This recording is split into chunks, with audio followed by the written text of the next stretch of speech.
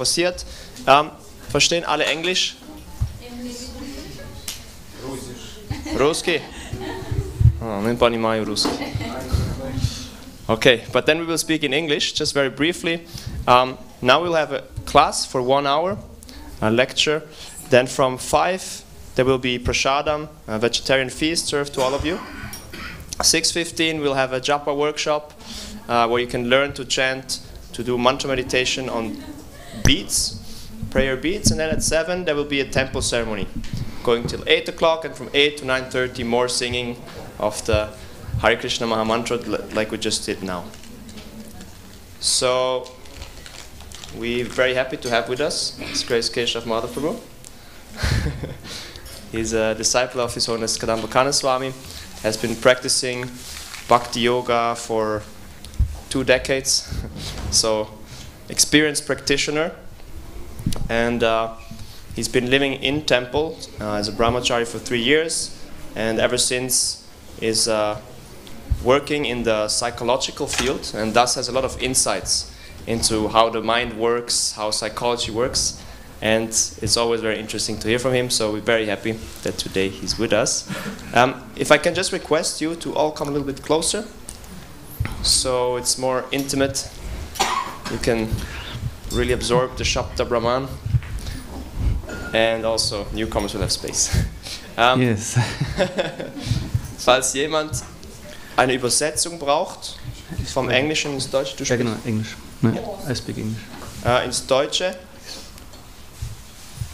Otherwise, yeah, we'll go on like this. Thank you very much. Jaya Radha Madhava Kunja Bihari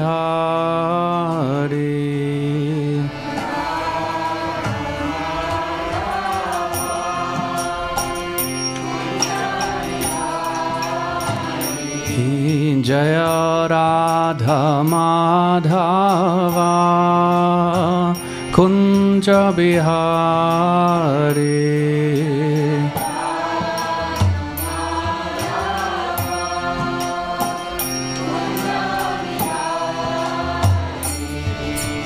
Gopi Janavalabha Girivardhari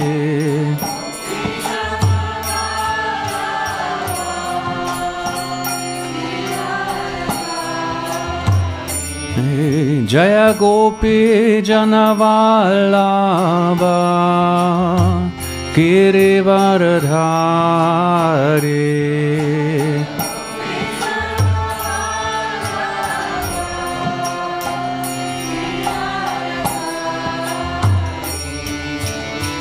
Yashodanandana Vraja Janaranjana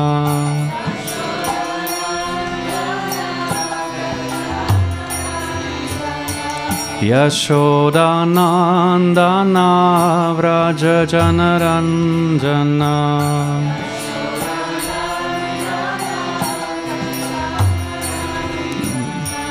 Yamunatiravanachari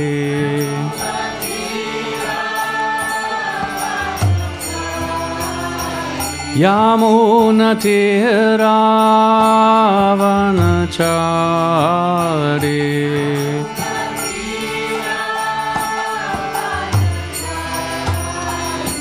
Jaya Radha Madhava Kunja Bihari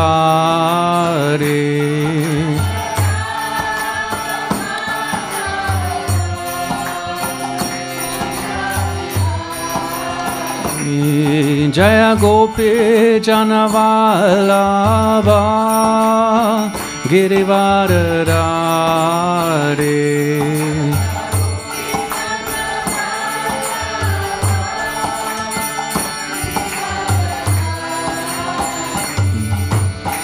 Yashodanandana Vraja Janaranjana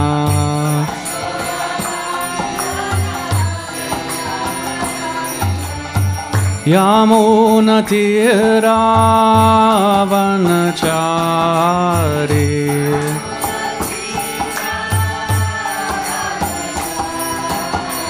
Yamunatiravanachari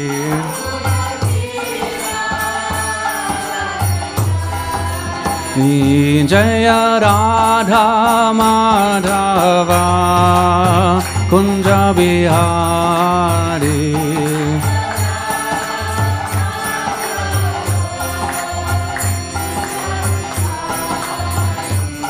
Jaya Gopi Janavallabha Girivaradari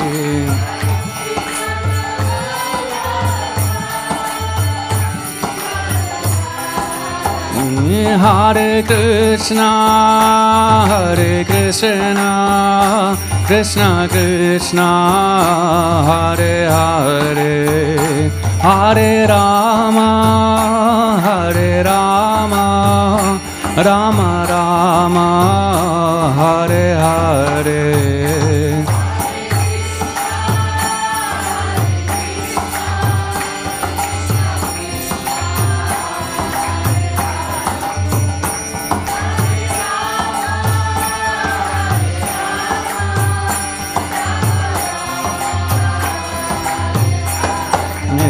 Hare Krishna Krishna Krishna Hare Hare Hare Rama Rama Rama Hare Hare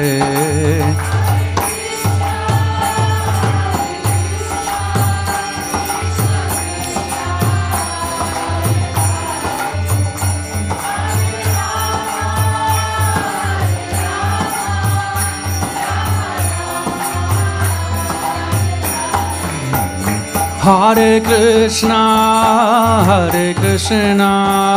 Krishna Krishna Hare Hare Hare Rama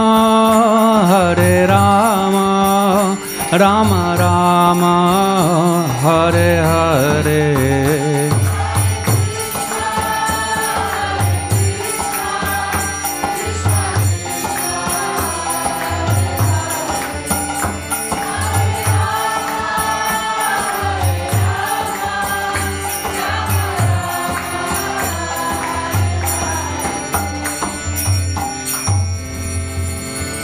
Shri Shri Radha Madhava Ki Jai.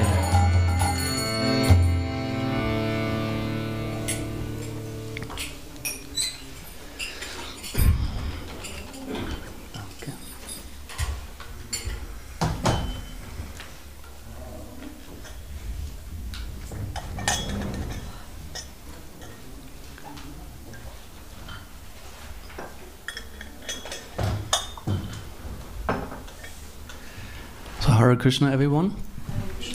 Those who are first time, those who are regulars, those in between, Hare Krishna. So I'm going to chant a few other mantras to invoke auspiciousness. Om Namo Bhagavate Vasudevaya.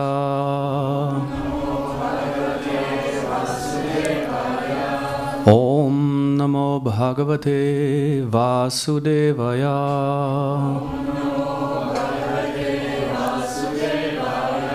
Om Namo Bhagavate Vasudevaya.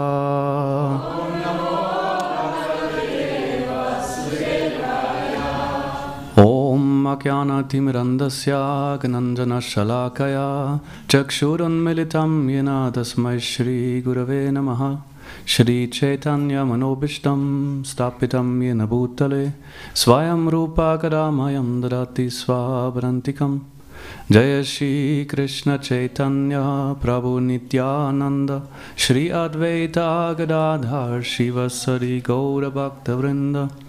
Hare Krishna Krishna Krishna Hare Hare Hare Rama Rama Rama Hare Hare.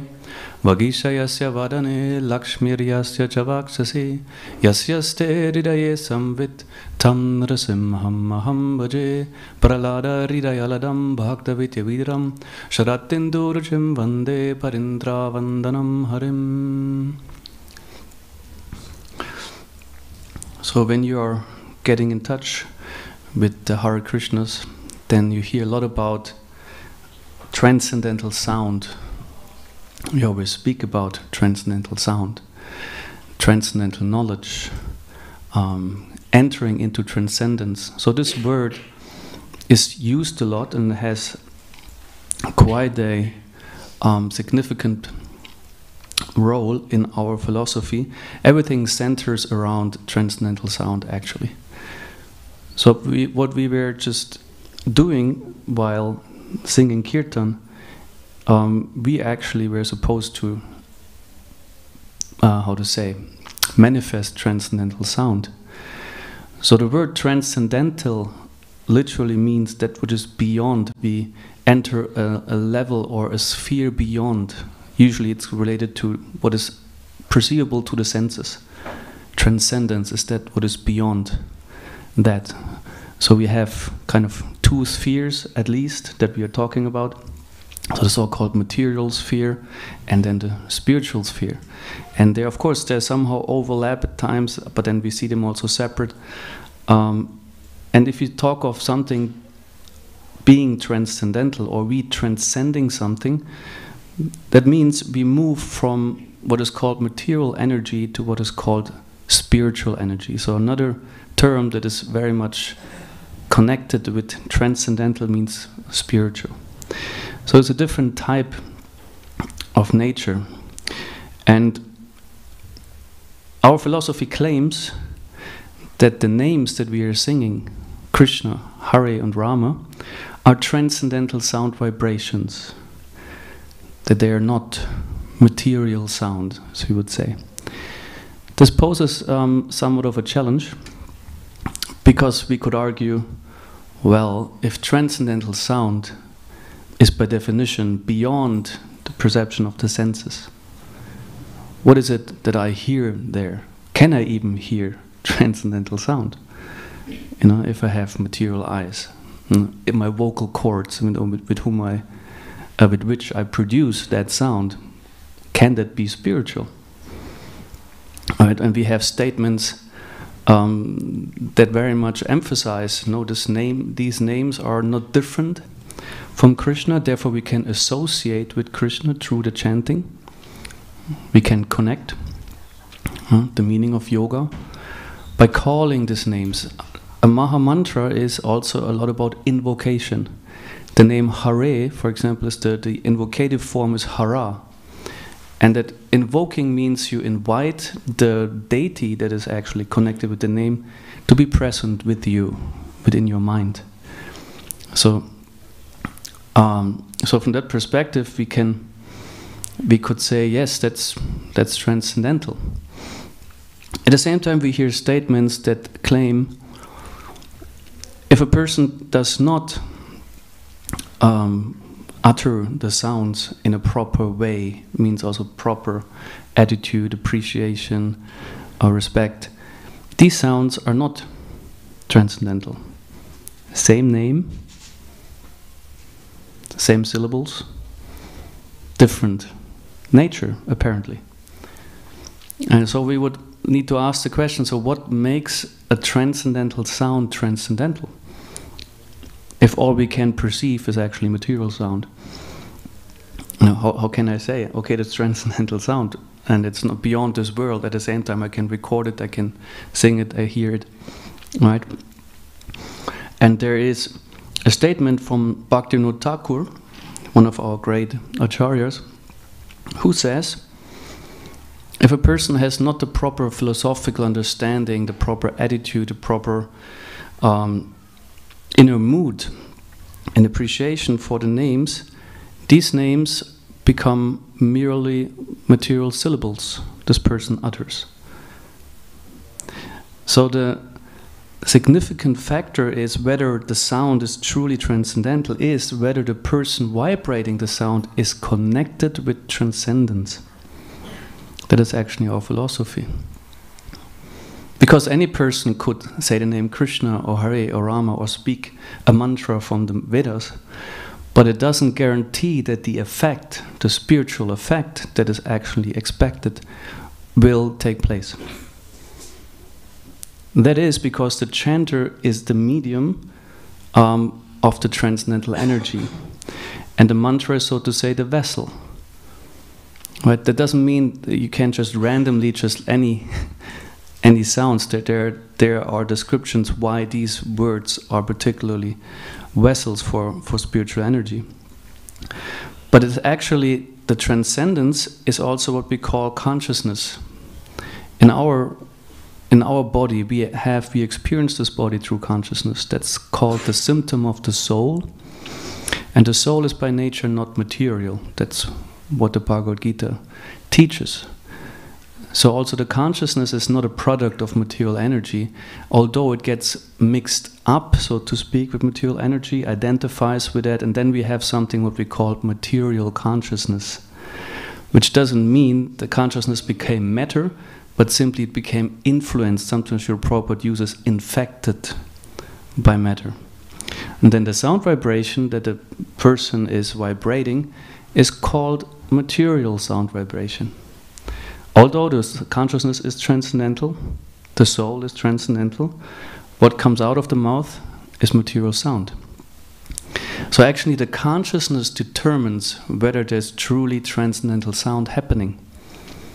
Srila Prabhupada sometimes also says on one CD, when it's about the chanting, he says chanting from the lips of a non-devotee should be avoided as much as one should not drink milk that is touched by a poisonous snake. So quite a drastic metaphor.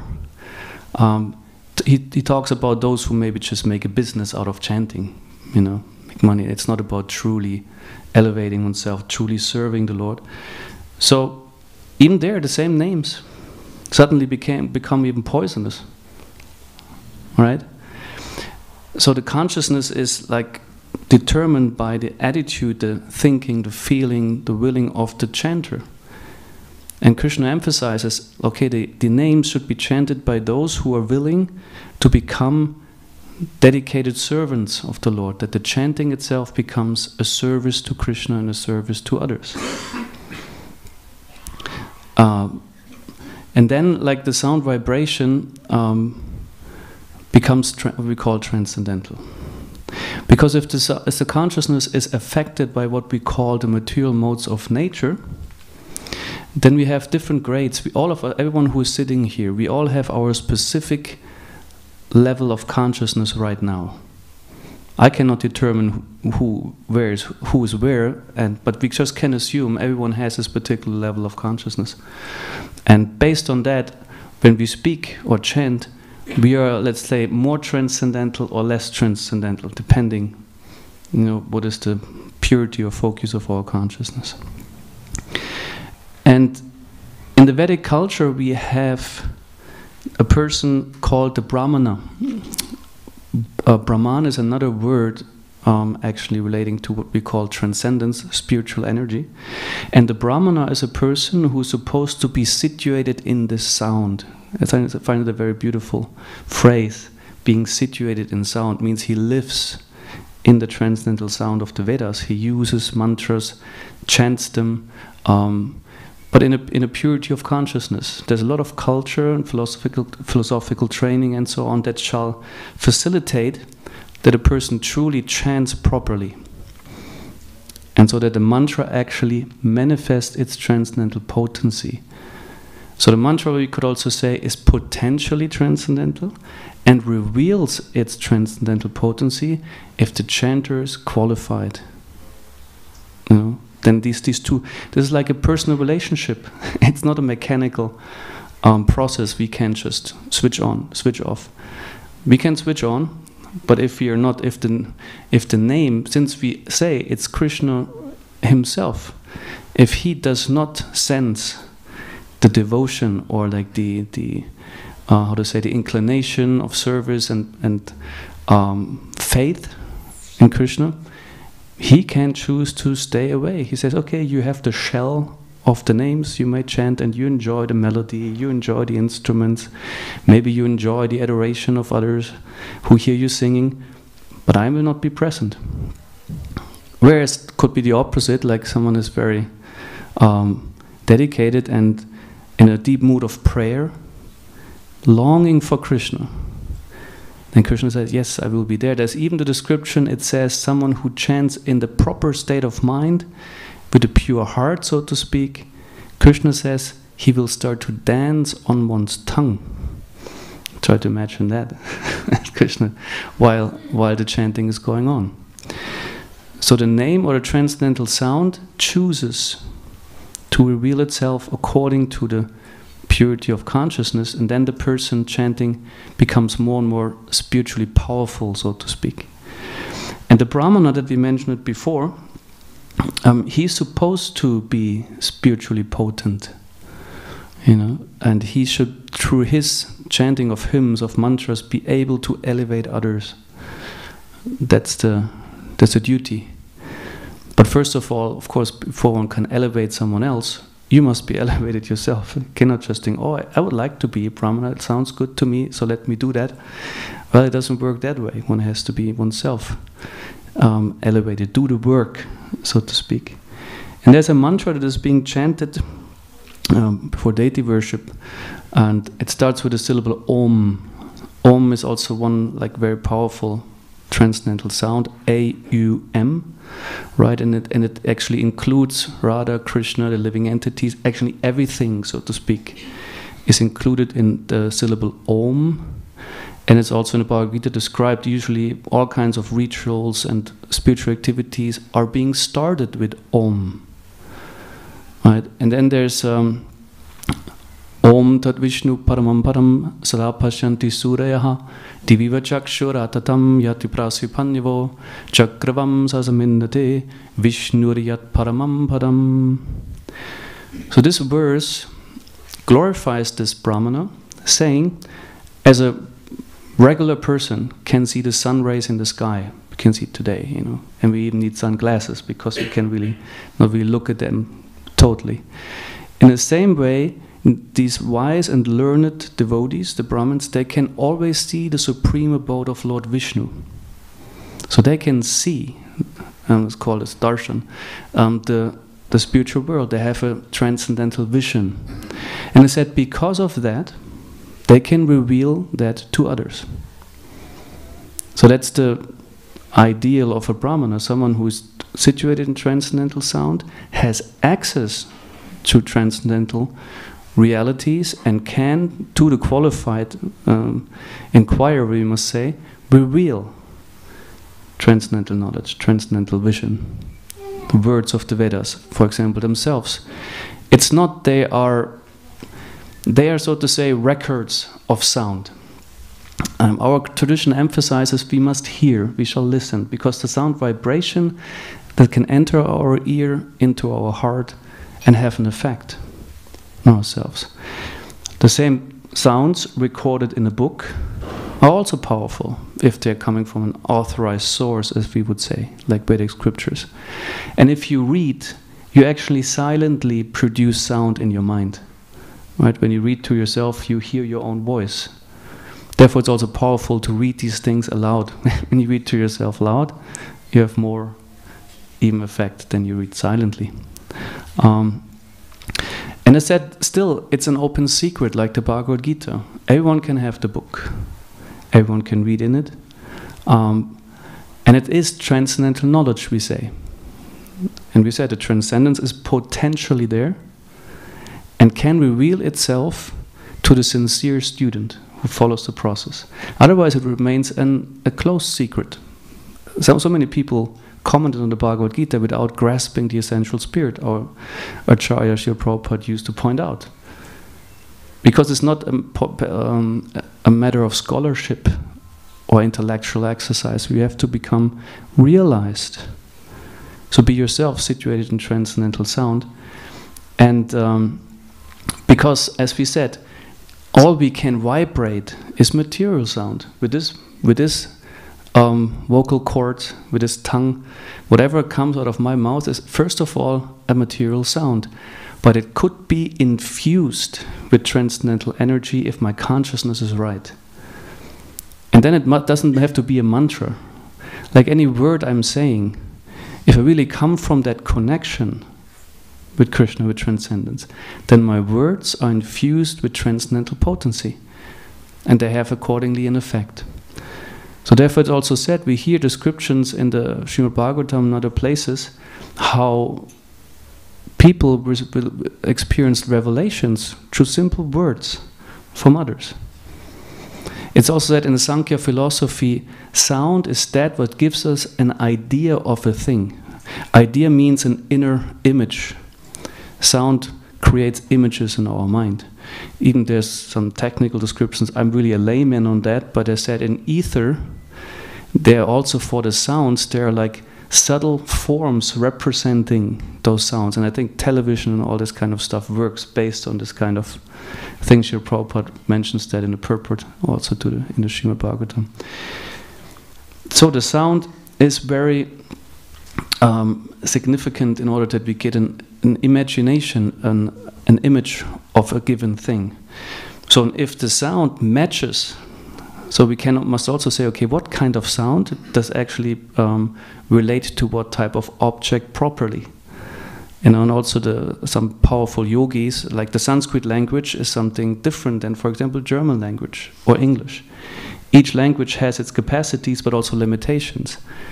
And Sanskrit has like quite a few more capacities, than other languages. And if one knows these subtleties and everything, then one can even through sound, for example, the yogis, it's said by mantra, they can ignite a fire or manifest an element, because there is a correspondence between the sound and the object the sound relates to. So similarly, we understand, okay, Krishna's name, this is not different from Krishna, but it's even a transcendental sound. It's not a material relationship.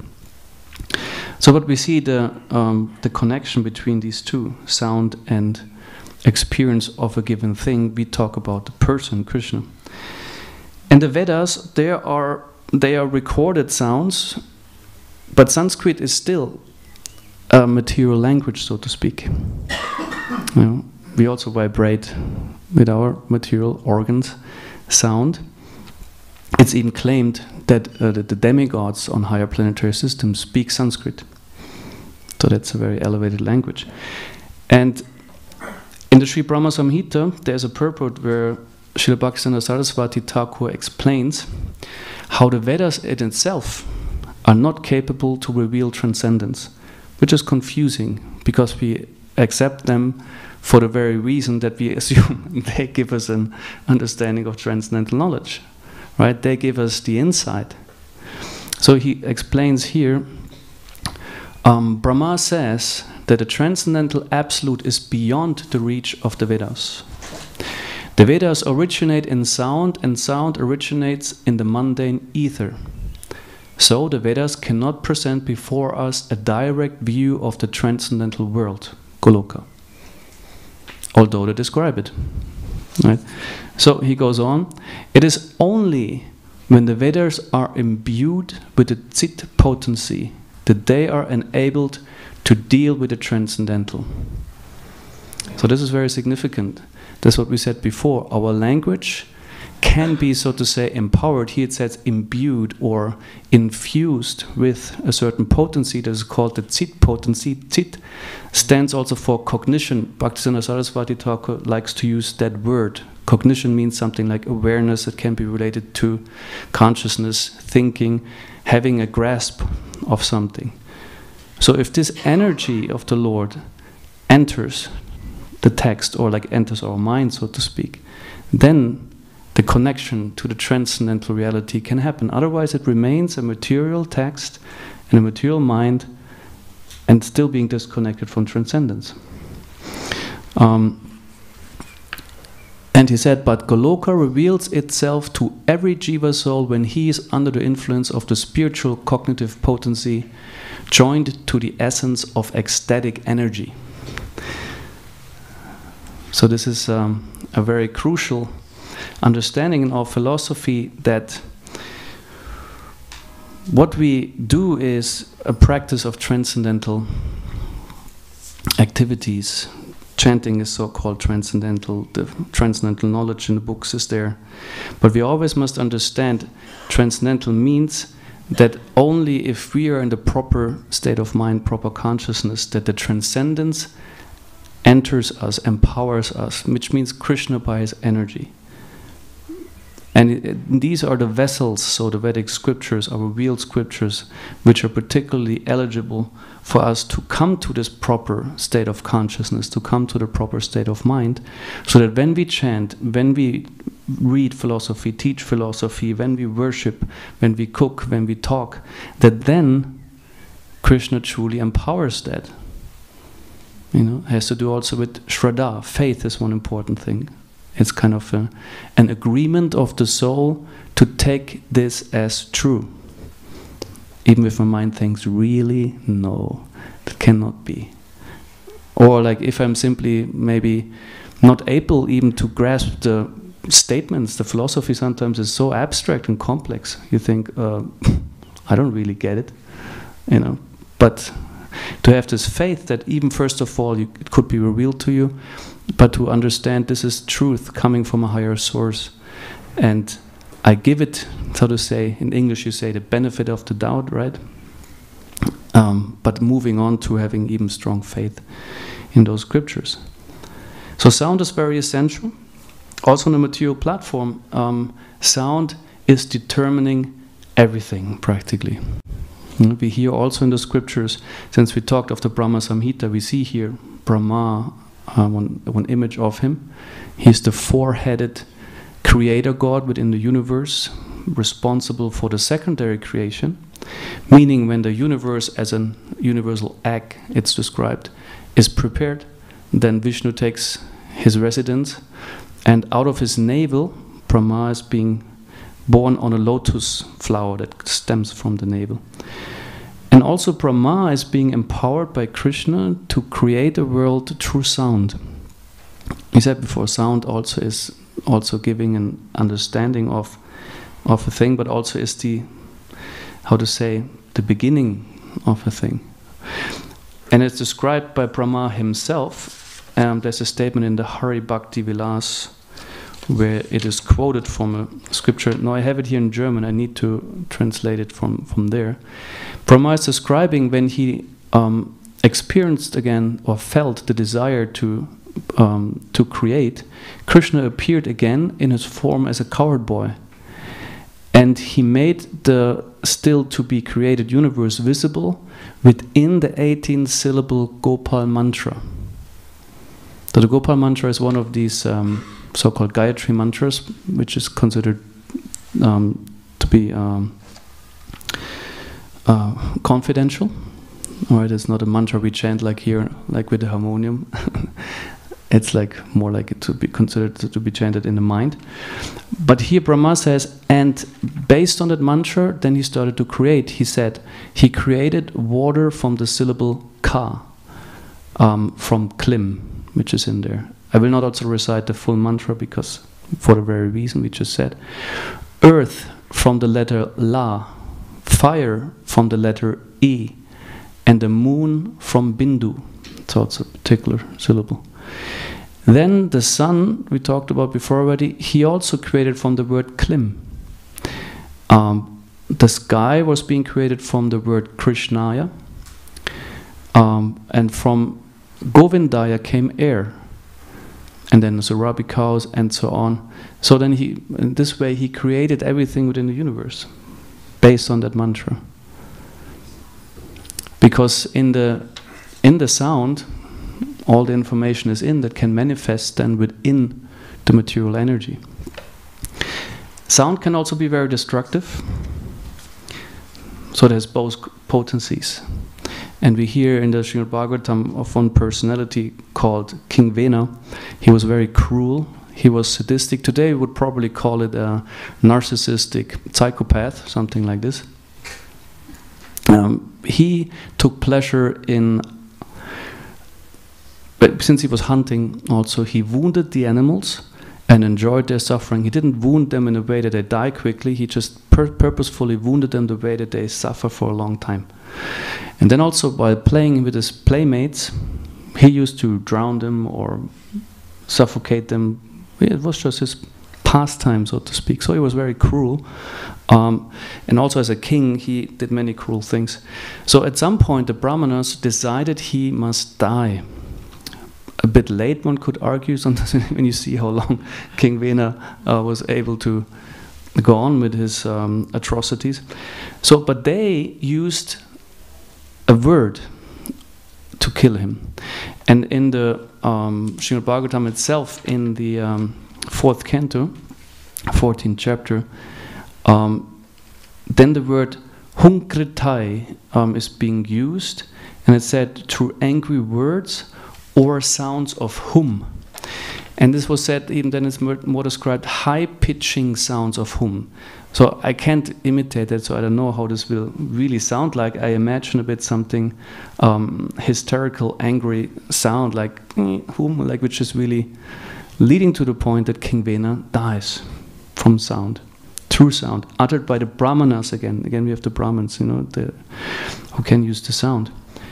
So that's the other effect also mantra can have. Then we have King Vena's mother, who was able, through mantra again, she preserved the body, protected the body from decaying. And later, even out of that body, Shakti Avesha avatar of the Lord, King Prithu, was being manifested. And they churned first the legs, then the arms. So it's a very interesting thing in itself, the pastime. So, but we stick with the sound. So therefore, also in our spiritual life, we are wanted to be conscious, or like be aware of two things. First of all, our state of consciousness, that we come from the right place, so to speak, that we try to purify our consciousness, and that we use words consciously, because they have power, and that we are aware of the power words have. All right? Also, Rupa Goswami in the beginning of the Upadeshamrita is instructing everyone who is on this path to say Vacho Vegam Manasa Krodha Vegam. Then he mentions a few more things, but Vacho Vegam means the urge to speak should be controlled. He uses the word Dhiraha, one should be able to tolerate the urge to speak, meaning sometimes it's good also to be silent, to not speak everything that comes to your mind, you know, out of various reasons, you know. So it's good to be aware of what words can do,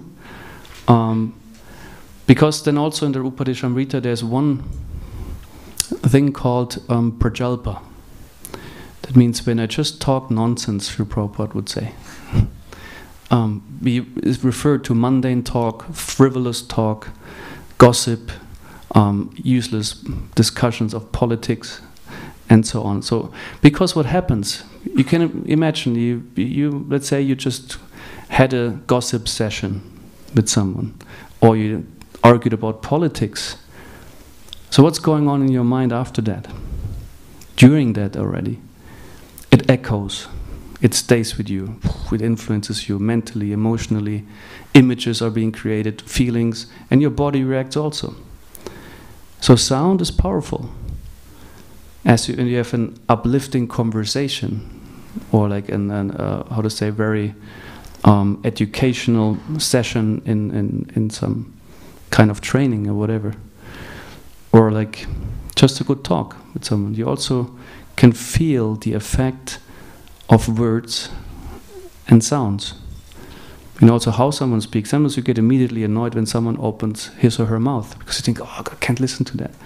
You know, and sometimes you're really very pleased and feel like, wow, yes, I could listen and go on. Yes, keep talking. So sounds like they have a lot in them that is even not so visible at the first place. We just know just something happens, you know, and we feel the effect. So therefore, in a spiritual life, one should be very selective. What to speak, when to speak, how to speak. And also Krishna addresses that in the Bhagavad Gita in the 17th chapter, where he proposes a few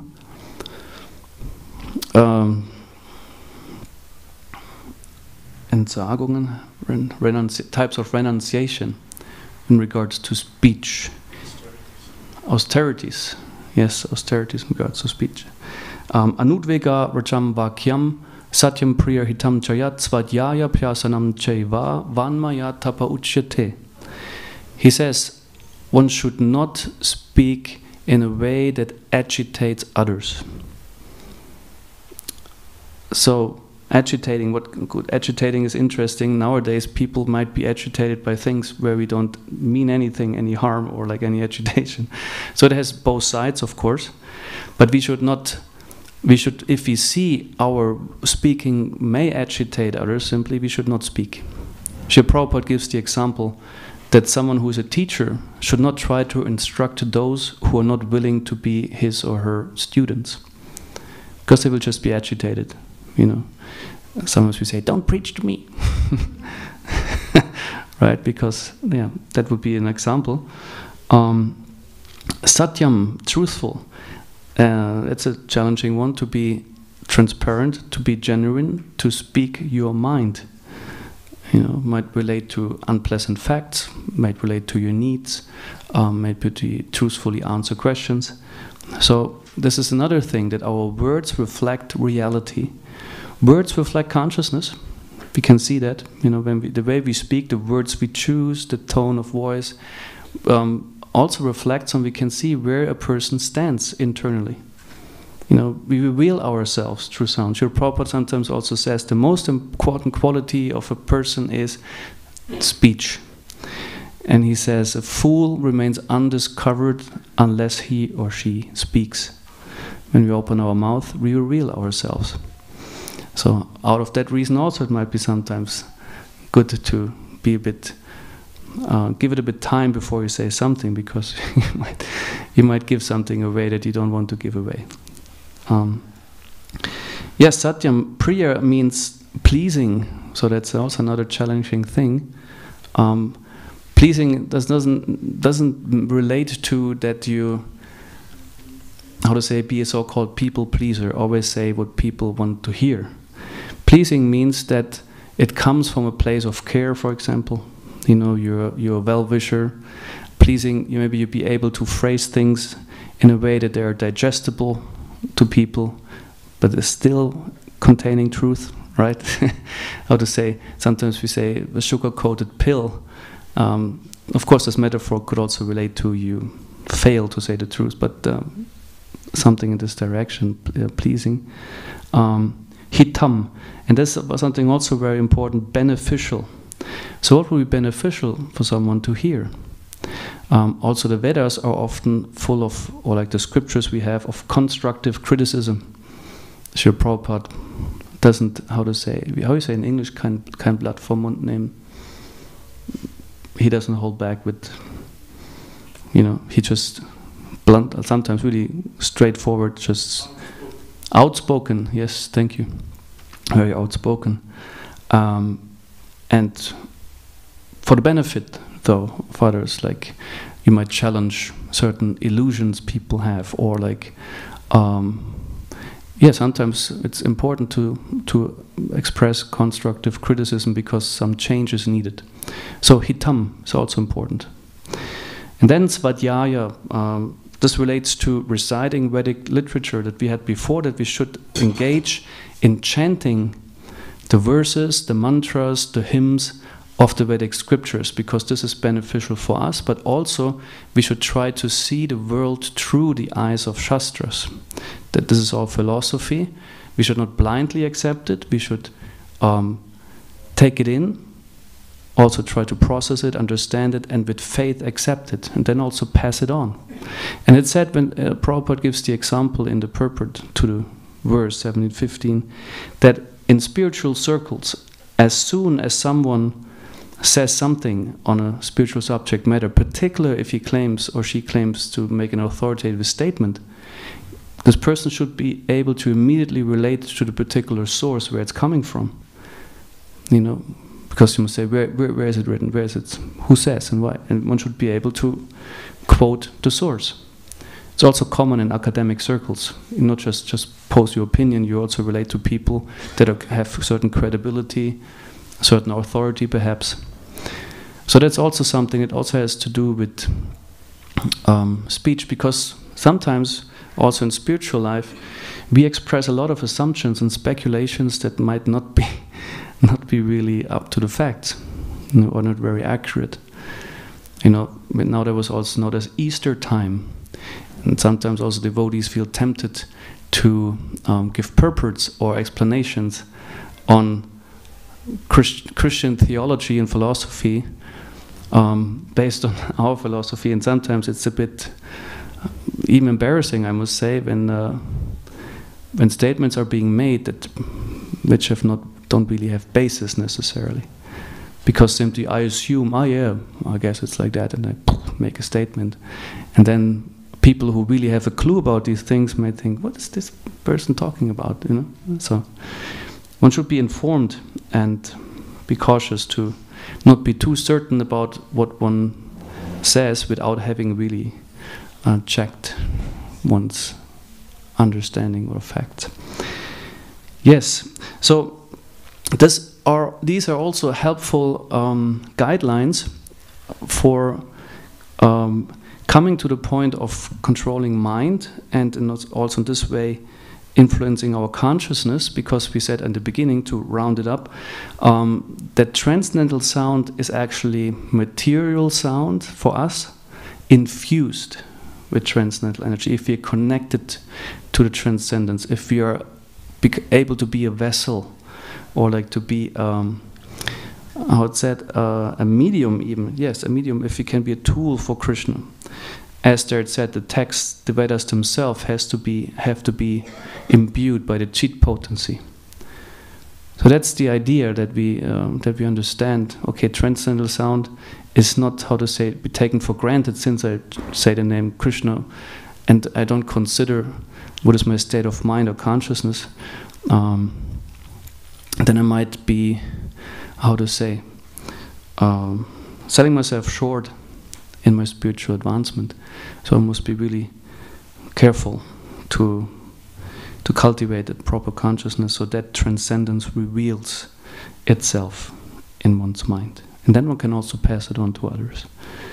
So that's what we accept also from Srila Prabhupada, from our parampara. We take this knowledge, we take their sound vibrations. We are fortunate nowadays because we have recordings, right? We can hear.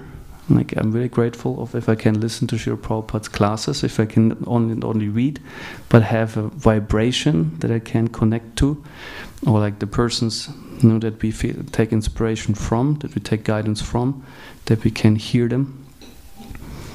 Yes, Hare Krishna.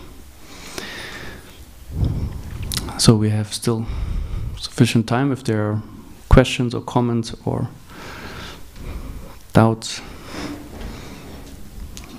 opposing opinions.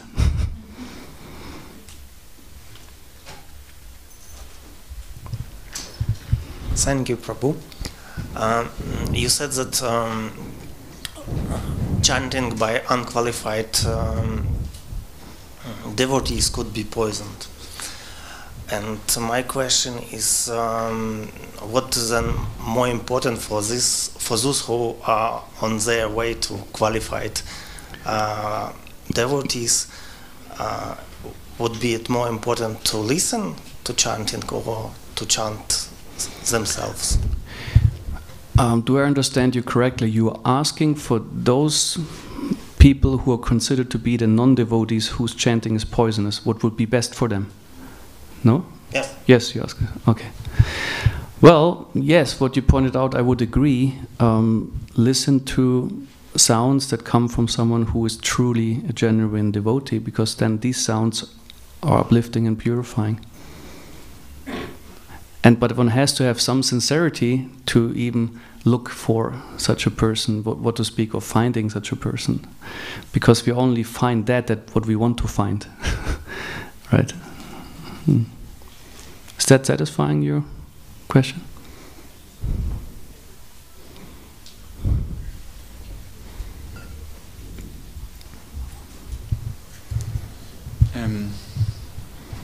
this point. You said the Mahamantra, also the Vedas are potentially spiritual, transcendental. And last Saturday we had a whole talk about what is spiritual, what is not spiritual, and that there are things that are inherently spiritual. And as you said, as we heard Prabhupada saying, when the people just touching the book, they get even purified, they're making some progress. And we know when someone is chanting Hare Krishna in a jokingly way, they're also getting some benefit. Can you maybe say something about that? Yes, I mean, yeah, the subject matter certainly invites discussions because we have on both sides, we have statements. And I think both things can be at the same time true. Because if you consider that also the name or Krishna as a person can respond individually to people, right? So we can see both things are possible.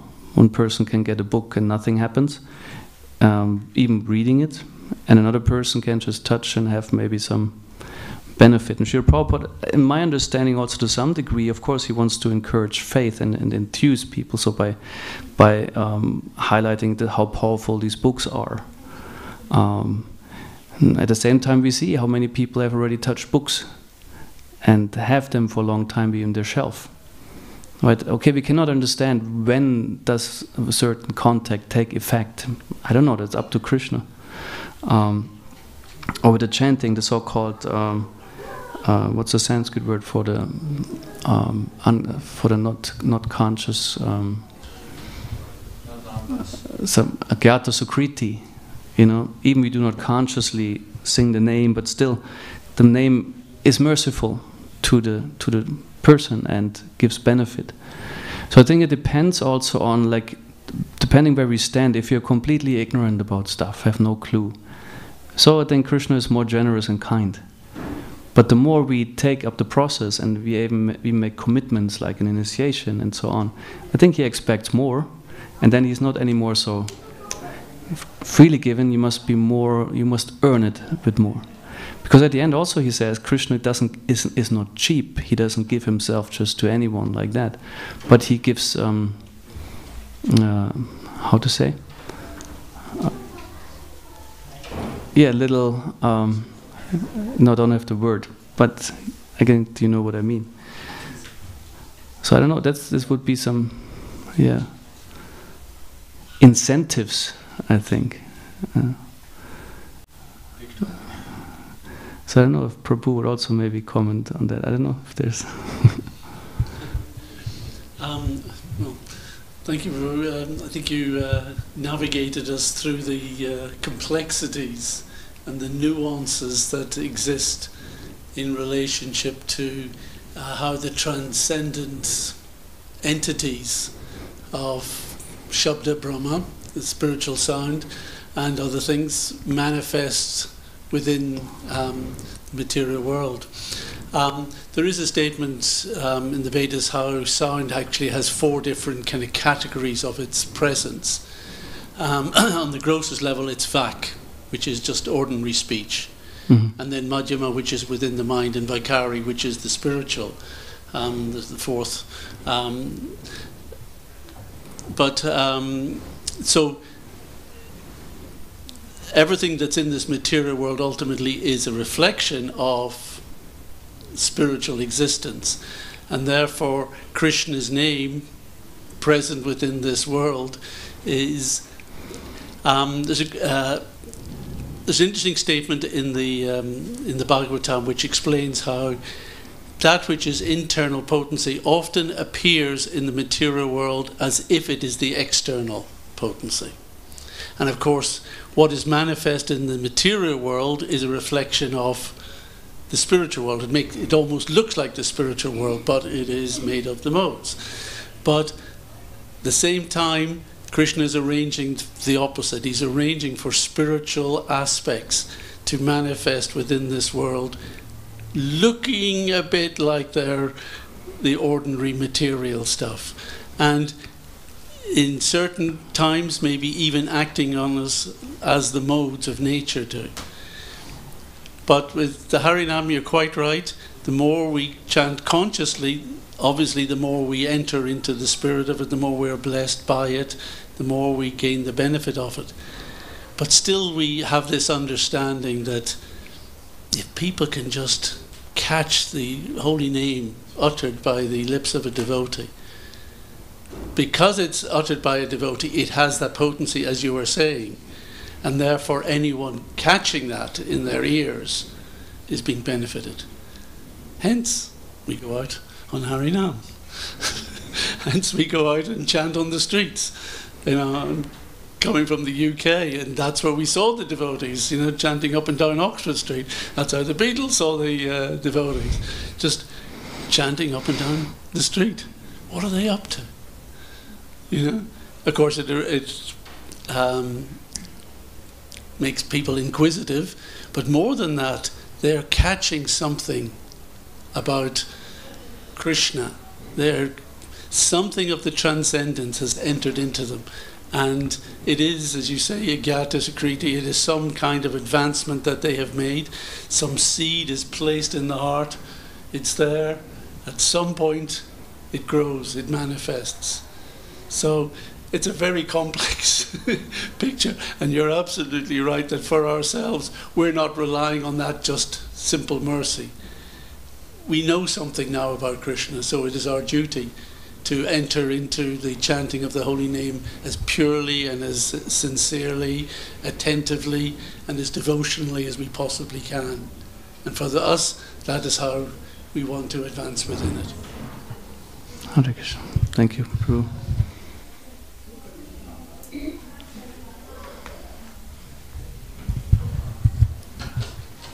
Namaskar, Prabhu. So we talked about consciousness, which is very difficult to achieve. And when we are chanting, we become mechanical, and we start thinking about the meeting, but still we are chanting. So how to keep this consciousness alive? How to keep the consciousness alive? Yes. Well, simply put, one thing is carefully selecting influences, because there are many things that influence us every day that we are maybe not so aware of, that they're influencers, like whenever we take out our smartphone, or when we are even public transport, things we see, like conversations we engage in. So this is one thing, to try to filter a bit what kind of influences do I allow, or what kind of habits do I still maintain. And just yesterday what I did is speaking of influencing myself, I walked in Switzerland. You have the national saint Bruder Klaus. He's very find impressive personality, who practically lived a life of prayer. And also he actually, for 20 years or more, he lived without food, simply maintained by the love of God, so to speak. And there's a way called Bruder Klaus Weg. You know, it's kind of 20 kilometers or something, and has little stations where you also can a bit absorb his life and activities. And it's supposed to be to bring you on the path of a true saint, so to speak, when you follow that. So that would be something. Pilgrimage was always, and is also an Indian tradition, a very powerful thing to maintain your consciousness like that, because you're aiming at, like, you use your body, your mind to attain even practically spiritual goals. You know, you enter maybe a temple, you take a darshan, or you hear about a saintly personality. So you absorb the good influence of others, so to speak. So I felt, for me, this was also yesterday very nourishing. I like, so to find also, to be aware of, okay, where is my consciousness being nourished? It doesn't have to be the same for everyone, you know. Of course, essentially you could say, yes, if I go to the kirtan and stay there and sing, that for others is, if I have some time for myself, silence, and I can read the book in peace, then I absorb. Others feel, I'm on the altar, and if I can't do the things there and worship, then so everyone can see where one's consciousness is most nourished, and it requires just a bit of self-reflection, and then comes the consequence, right? Discipline, and to follow up on that. That's what I would say on that. All right. Thank you very much. Grantaraj. Shri Brahma Samhita, Shri Bhagavad Gita, Shri Bhagavatam Ki Jai, Shri Prabhupada Ki Jai. Grace Keshava Madhava Ki Jai. And now it's 5 o'clock, so we're ready for Prasadam.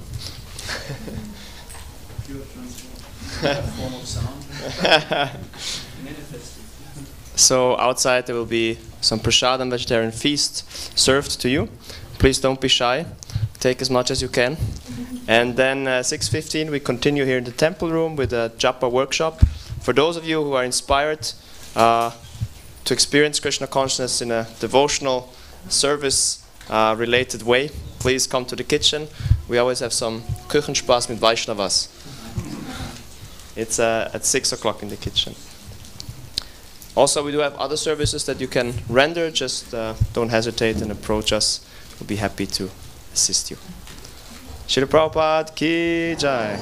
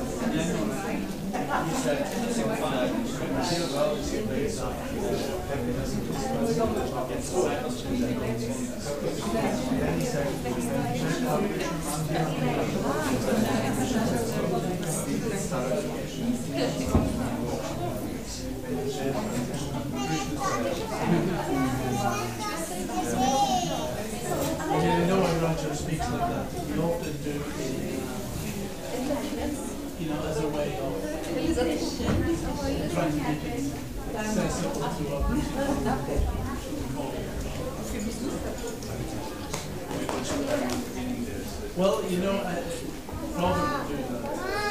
He didn't mind his preaching, but at times he wanted us to make sure